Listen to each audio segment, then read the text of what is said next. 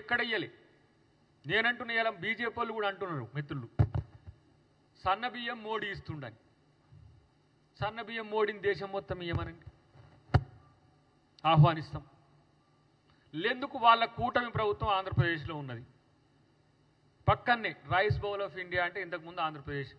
Cotton దొర ఉన్నప్పుడు రాజమండ్రి సన్నది బియ్యం పట్టించింది, పండించింది. ఇటు కృష్ణా బ్యారేజ్ వల్ల కృష్ణా, గుంటూరు, తర్వాత పశ్చిమ గోదావరి ఈ ప్రాంతాల్లో కూడా వచ్చింది. కానీ మరి ఇంత సన్న బియ్యం బండే ఆంధ్రప్రదేశ్లోనే కూటమి ప్రభుత్వం దగ్గరనే మరి ఎందుకు ఇవ్వలేకపోతుంది బీజేపీ ప్రభుత్వం? ఇట్లాంటి పథకాలు మేము వేస్తుంటే ఇది వాళ్ళ కంటగింపుగా మారిన పరిస్థితి ఉన్నది. దేనికి సమాధానం ఉండదు. నేనంటున్నా మిత్రమా కేటీఆర్, నువ్వు ప్రాపగండా ఏజెంట్గా మారకు. వాస్తవాల పునాదుల మీద మాట్లాడితే దేనికైనా సిద్ధంగా ఉంది ప్రభుత్వం, పార్టీ. ఇక్కడ మీరు చేస్తున్న ఈ ప్రాపగండా నెలకు 1 కోటి, సంవత్సరానికి 20 కోట్ల, మీ చావు మీరు చావండి. కానీ ప్రజల్ని ఎందుకు ఇవాళ మభ్యపెడుతున్నారు ప్రతి అంశంలో? ఇలా మొత్తం అసలు కాంగ్రెస్ పార్టీ అంటే ఇలా ప్రజలకు వ్యతిరేకం ఉంది అని చెప్పే ప్రయత్నం మీరు మీ సోషల్ మీడియాతోని, మీ ఇన్ఫ్లుయెన్సర్స్తో చేస్తుంటే ప్రజలు నవ్వుతున్నారు.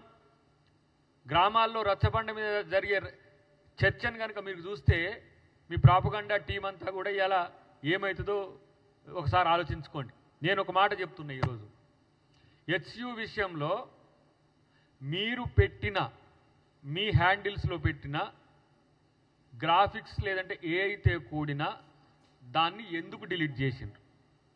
బీజేపీ బిల్లారంగాలు కానీ బీఆర్ఎస్ బిల్లారంగాలు కానీ మీరు ఎందుకు డిలీట్ చేసిండ్రో చెప్పాలి. విచిత్రం ఏంటంటే పాపం ఆ ముసలాయనకు తెలిసి తెలియక మీరిచ్చిన సమాచారంతోనే కేటీఆర్ అమిత్ షాకు, మన కేటీఆర్ బండి సంజయ్కి, కిషన్ రెడ్డికి ఇస్తే ఈయన అమిత్ షాకి ఇస్తే అమిత్ షా మాటలు ఆయన మాట్లాడిండట. బుల్డోజర్కు జేసీబీకి తేడా తెలియకుండా ఈ దేశ ప్రధానమంత్రి ఉన్నాడు. ఏం చేయాలి పాపం మీరిచ్చిన రాంగ్ ఇన్ఫర్మేషన్తో? ఏతోనే తప్పులు చేస్తుండ్రు, గ్రాఫిక్సే మీరు తప్పులు చేస్తుండ్రు. ఇలా జింక గజరాజు ఉన్న కాడ ఉండదు, గజరాజు ఉన్న కాడ నెమిలి కూడా ఉండదు. ఇట్లాంటివన్నీ కూడా అన్ని రకాల పక్షులు, పశుపక్షాదులు అన్నిటిని చేసి అంతర్జాతీయంగా దీన్ని ట్రోల్ చేయడానికి బీజేపీని వాడుకుంటూ కరెక్టే. ఆడ ఉన్న వాస్తవాలను పక్కన పెట్టి అలా ప్రభుత్వాన్ని బదనాం చేయడానికి మీరు చేస్తున్న ఇలాంటి పులకేసి నాటకాలు ఎందుకు అంటున్నాను నేను. మొన్న అంటుండేవారు పులకేసి అనగానే గట్లెట్లు అంటారు సార్, గట్లెట్లు అంటారు సార్. ఆ పులకేసి కూడా కొంచెం తెలివిగానే ఉన్నాడేమో నాకు అనిపిస్తుంది. తుగ్లక్ కూడా కొంచెం మంచి ప్రతిపాదనతోనే ఉన్నాడేమో, ఉద్దేశాలు మంచి ఏమో. కానీ మీ ఏమున్నాయి? జనతా గ్యారేజ్ అని చెప్పేసి మీరు ఇంత చెప్పుకుంటున్న దాంట్లో మీకే సెట్ బ్యాక్ అవుతున్న వైనం కూడా తెలియకుంటే మీరేం చేస్తుండ్రో మీకే తెలియని స్థితిలో మీరుంటే ఇక మేము ఏం చేయాలనో చెప్పాలి. కనీస బాధ్యత లేని ప్రతిపక్షంగా ఈరోజు బీఆర్ఎస్ పార్టీ ఉన్నది. బీఆర్ఎస్ పార్టీ ఉంటున్నది అంటే అది బీజేపీ కోసమే అనేది మా యొక్క ఆరోపణ.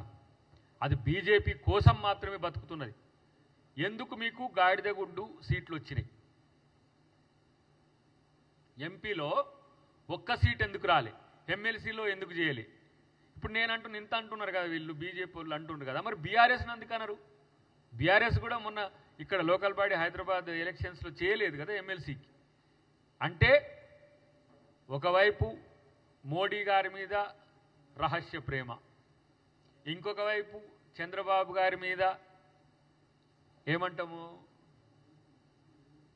ప్రకటనాత్మకమైన ప్రేమ చిన్నగా వేస్తుండ్రు వాళ్ళ ఇప్పుడు చంద్రబాబుకి. ఎందుకంటే మళ్ళీ ఎన్డీఏలకు పోవాలి, ఎన్డీఏ అనుకూలంగా పోవాలంటే కొంచెం మరి ఇక్కడ చంద్రబాబు గారు క్రూషియల్గా అయింది, అక్కడ నితీష్ కుమార్ కూడా క్రూషియల్గా అయింది. కాబట్టి ఇక మరి ఆ ప్రేమ పాట